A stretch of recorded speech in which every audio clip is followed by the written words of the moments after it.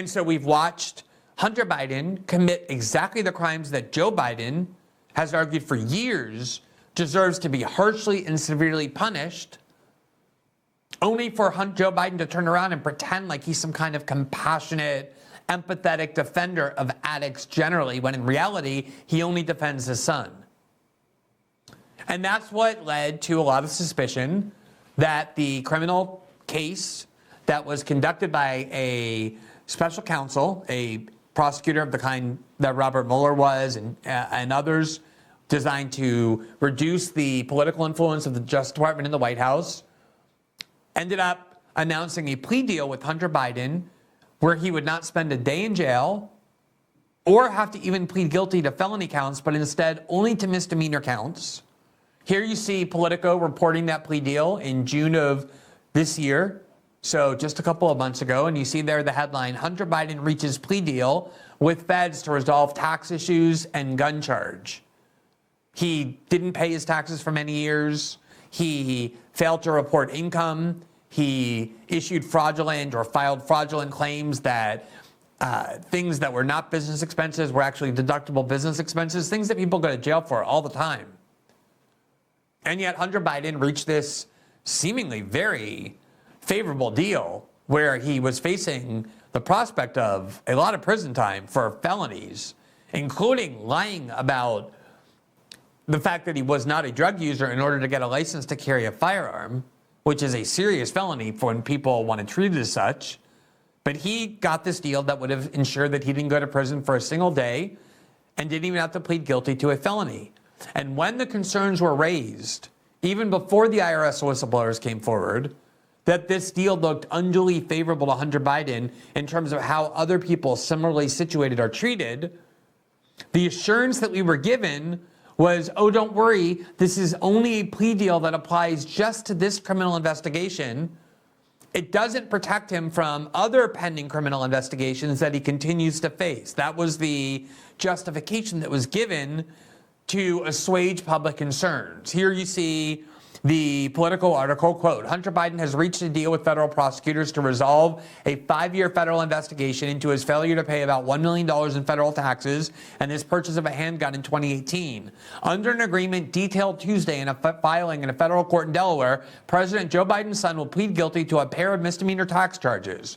Prosecutors have also charged him with possessing a firearm while being a user of illegal drugs, a felony, but have agreed to dismiss that charge if he completes a 2-year period of probation. Quote, this is the end of it, the person involved said, speaking on the condition of anonymity. Weiss's office, that's the special counsel, confirmed some details of the agreement in a press release that added, without elaborating, quote, the investigation is ongoing. In other words, he's telling the public this is not the end of it. We have other investigations, those are ongoing. This does not cover those other possible criminal prosecutions. Politico observed, quote, it was not immediately clear what parts of the inquiry are continuing, but prosecutors could look at potential crimes or civil liability on the part of others who have come under scrutiny in the probe. One particular possibility for future prosecutions is that Hunter Biden has done paid work on behalf of foreign governments. When you act as an agent, a paid agent of a foreign government, trying to influence American policy on behalf of that foreign government, you're required to file what's called a FARA form, where you disclose the fact that you are operating as a paid agent of a foreign government so that you can't do that clandestinely. The failure to file FARA forms is an extremely common crime that are committed by all kinds of lobbyists and highly influential people in K Street on Washington, and it's rarely prosecuted, but that was one of the charges that the Mueller investigation used to ensnare a lot of the people that they wanted to prosecute who were in Trump's close circle, but who they were unable to prosecute on the real crimes that we were supposed to believe was what caused the Russiagate investigation in the first place, namely criminally colluding with the Russians to interfere in the 2016 election, a crime for which no American was charged because Robert Mueller concluded that there was no evidence to establish that core conspiracy that dominated our politics for 3 or 4 years. So there's the possibility of that kind of prosecution and other prosecutions as well for other crimes that Hunter Biden may have committed in the course of pursuing all these deals. But what we were told was, oh, don't worry, This plea deal is very limited, just to these charges. And so today, the hearing was scheduled because when there's a plea deal reached between prosecutors and the defendant, theoretically, the judge has to sign off on it. It's presented to the judge, doesn't become valid until the judge accepts it. As I noted at the top of the show, almost always that is kind of just a ceremony. It's something that is almost automatic. The judge does have the right to reject it in certain circumstances. There are cases where judges have, but generally it's assumed that that is just a kind of procedural inevitability. And so nobody expected that there would be an issue with that today. But there was an issue, a huge issue.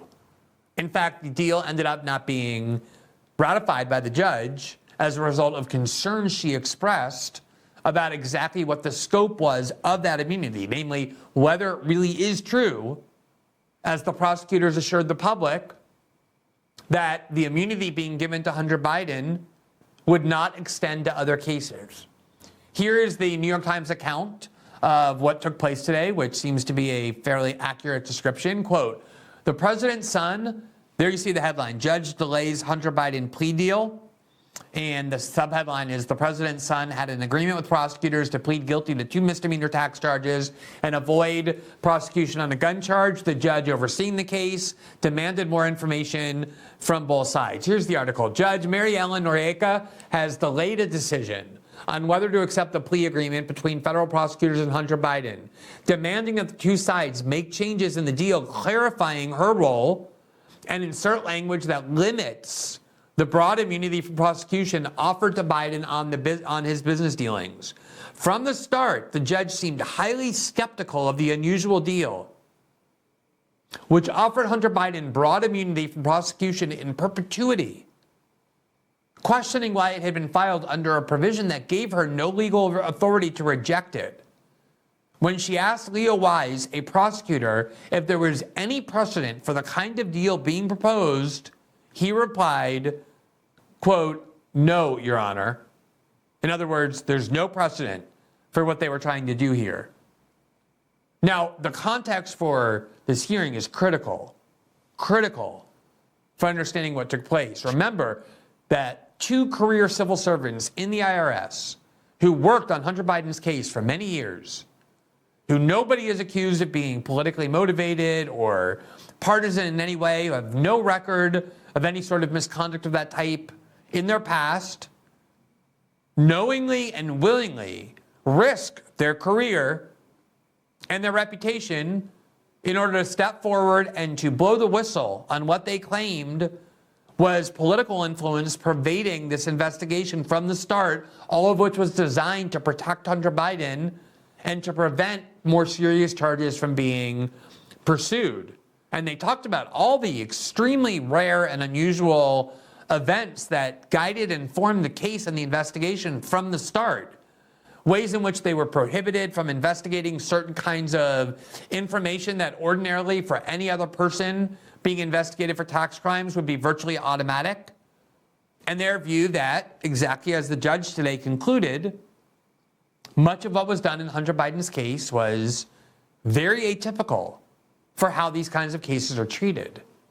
So the fact that the federal judge walked into this court today and from the beginning aggressively interrogated the 2 parties gives a lot of credibility to the statements of these IRS whistleblowers that there was inappropriate, even corrupt political influence brought to bear on how this plea bargain was reached. Now, I want to explain the details in just a second of exactly what the judge's concerns were. But before I do, let me show you this video from CNN, because obviously if CNN is treating this as a serious matter, you know it's only because they can't do anything but that. So they had a reporter inside the courtroom. There was no cameras in the courtroom. That's typical. So there were no cameras to record the proceedings. So as soon as all of this happened, she ran out and was put on the air live. It's not the clearest exposition of what took place that you'll hear, but these people are typically accustomed to reading from a script. She had no script. It had just happened. She did her best to try and explain what she had witnessed. It was clear enough that you could understand what happened, more or less, and then I'll fill you in on the parts that ended up not being clear. So here's how CNN, somewhat breathlessly and with a kind of tone of gravity, treated what the judge had done. Breaking news out of Wilmington, Delaware, from the Hunter Biden plea deal hearing. Our Kara Scannell just ran out from inside the courtroom. Kara, bring us up to speed. Yeah, John, so as I went back into the courtroom, the hearing had just begun again. The judge was back on the bench, and she was pressing the prosecution on this investigation and the four corners of this plea agreement. One of the prosecutors said that the investigation was very much ongoing, and that she asked him, well, what is not covered in this plea agreement if you were leaving the possibility for there being other future charges? So then the judge said, would this include a possible FARA charge that's not registering as a foreign agent? The prosecutor said no, the deal would not include that. It was at that point that she had said to the prosecution,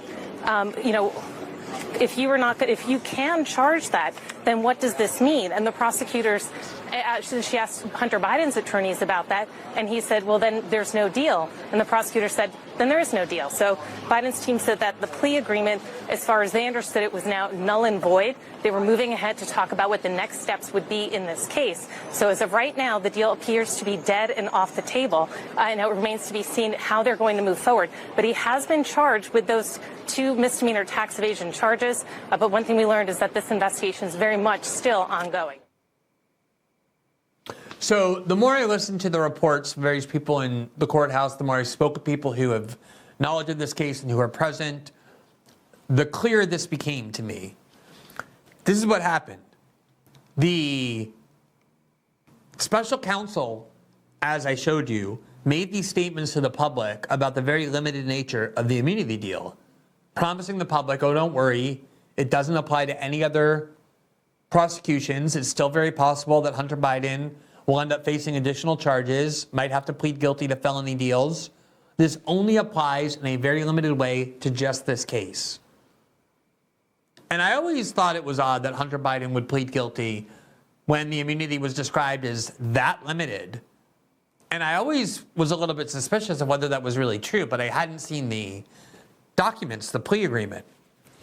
And so the judge today looked at the plea agreement and she read it, and based on the words of the plea agreement, it bore very little resemblance to what the special prosecutors had told the public about the immunity. It wasn't limited at all as she read it. It looked to be a full-scale immunity that was bestowed on Hunter Biden, not just for this case, but for other charges as well. And she began interrogating the DOJ prosecutor, saying, well, you keep telling me this plea deal is limited, but I'm reading it and it doesn't look limited to me. It looks unlimited. And that was when, with that kind of pressure being brought to bear by the judge, with reporters in the room, after weeks of being accused by these IRS whistleblowers of being unusually and even kind of suspiciously generous to Hunter Biden, then they began insisting, no, Your Honor, this deal is very limited. The immunity is very limited. It doesn't apply to these kind of future cases.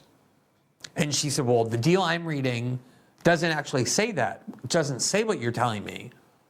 So at first it just became an issue of you need to rewrite this deal to make a lot clearer that the immunity you're giving to Hunter Biden really is as limited as you're purporting it to be. But then the other issue that she had was the way in which this plea deal was constructed was done in a very strange way, basically to make it so that there was no need for judicial approval. And that struck her as very odd, because that is something that is almost never done, to create a plea deal that way. And that's when she asked him, in your years as a prosecutor, is there any precedent for your constructing a plea deal that wouldn't require judicial approval? And that's when he said no. So that piqued her suspicions even more. And so once Hunter Biden's lawyers heard from the prosecutor their insistence that the immunity is very limited and does not apply to future cases, that it doesn't get them off the hook for other prosecutions, which of course is what you want when you're pleading guilty. You plead guilty because you want everything to be over with. You want everything to be done with. You wouldn't plead guilty knowing that there was a good possibility that you might just be back in court in a couple of months on some completely different charge, or somewhat related but different enough that they could still prosecute you for it. So when they heard, Hunter Biden's lawyers heard the DOJ prosecutors insisting that this was a very limited immunity, they said, well, if that's the case, we don't have a deal. We're not pleading guilty in exchange for this very limited immunity. So it seems very clear to me is that the DOJ prosecutors did in fact negotiate a sweeping, almost comprehensive immunity deal with Hunter Biden, and then tried to do it in a way that would not require judicial approval precisely to avoid what happened today, namely a judge sounding the alarm about how unusual this all was. And it was only once, because of these IRS whistleblowers coming forward and accusing these prosecutors of being unduly generous to Hunter Biden, was so much public attention lavished on their conduct, combined with now the judge doing that in front of a courtroom full of reporters, did the prosecutors then feel compelled to say, no, the immunity is not nearly as broad as they suggest. And that was when the deal unraveled. And it seems clear like that they did actually offer this kind of extraordinarily broad immunity for Hunter Biden. That was their intention, to do it without having the judge scrutinize it and then have nobody pay attention to it and have it just rubber stamped. That was clearly their expectation. And they got caught. Now, again, I do still think that they're going to go, these are all smart lawyers, they're shrewd, and they're going to rewrite the plea deal in a way that satisfies the public and the judge. It's going to kind of box her in and force her to accept this deal. It'll probably look as though the immunity is more limited than the current deal was structured to provide, but it'll in effect be a kind of informal guarantee to Hunter Biden and his lawyers that their chances of facing future prosecutions is very small. And eventually, I think this plea deal will be signed. But the fact that this all happened today is shining a lot more light on just how extreme the behavior has been on the part of the entire liberal establishment. And yes, that includes a special counsel appointed by President Trump. This idea that everybody ever appointed by President Trump answers directly to President Trump is preposterous. We know from all kinds of reporting that the Pentagon, the CIA, the FBI constantly operated to sabotage and undermine and subvert the president's desires. It's not as though everyone he appointed was some loyalist to President Trump. The entire liberal establishment has been working so hard from the start to protect Hunter Biden, including by manufacturing a lie that the evidence the New York Post used to report on his conduct was, quote, Russian disinformation. That's how desperate they were.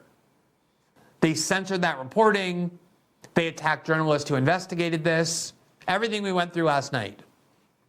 And it now is culminating in this fact that this plea deal was done in a way that was remarkable from the judge's perspective. She intervened and refused to sign it, even though they were trying to do the deal in a way that didn't require her signature. Thanks for watching this clip from System Update, our live show that airs every Monday through Friday at 7 p.m. Eastern, exclusively on Rumble. You can catch the full nightly shows live or view the backlog of episodes for free on our Rumble page. You can also find full episodes the morning after they air across all major podcasting platforms, including Spotify and Apple. All the information you need is linked below. We hope to see you there.